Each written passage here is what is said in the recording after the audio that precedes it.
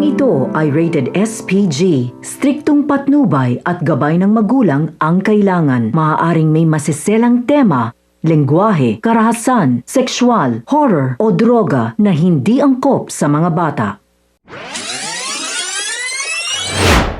Mga kapamilya, welcome back at narito ang mga dapat nating abangan sa FPJ's Batang Quiapo. Lahat ng magagandang nangyayari kay Tanggol ay hindi nagugustuhan ni Rigor, lalo na nang parangalan siya ng Pangulo ng Pilipinas bilang bayani dahil sa pagtulong at halos pagbuwis ng kanyang buhay sa kanyang kababayan na nasunugan sa San Dimas. Aniya, nagpapakitang tao lang umano ang demonyong si Tanggol at tiyak na kontrolado siya ng mga Montenegro dahil gustong maprotektahan ang mga illegal na ginagawa ng mga Montenegro. Ngunit kahit maglupasay siya sa galit ay wala na nga siyang magagawa dahil hindi niya mapipigilan ang mga nakikita ng taong bayang kay Tanggol. Nagawa pa nga siyang maungwasan ni Tanggol dahil nakarating na nga si Tanggol sa palasyo, bagay na pinapangarap niya at pinapangarap ng lahat.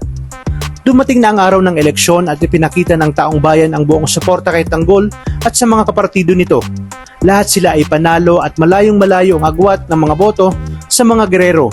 Naging emosyonal silang lahat dahil alam nilang ito na ang simula ng tunay na pagbabago. Ngunit para kay Tinding, dito na magsisimula ang kalbaryo at mas matinding pagdadaanan ng kanyang apong si Tanggol dahil alam niya na hindi papayag ang mga gerero na hindi makapaghiganti kay Tanggol. Lalo na't isang malaking pader ang natalo ni Tanggol.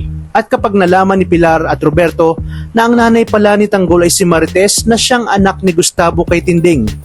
Sa kabilang banda, pilit pa rin pinapaamin ni Pilar si Tinding kung saan napunta ang mga ipinamana sa kanya ni Gustavo. Ayaw ipaalam ni Pilar kay Gustavo na nakita niya si Tinding at ang kanyang mga plano dito.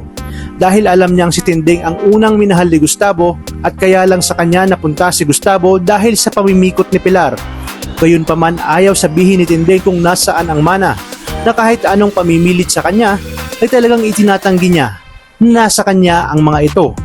Isang malaking palaisipan kung saan nga napunta ang ipinamana ni Gustavo kay Tinding noon.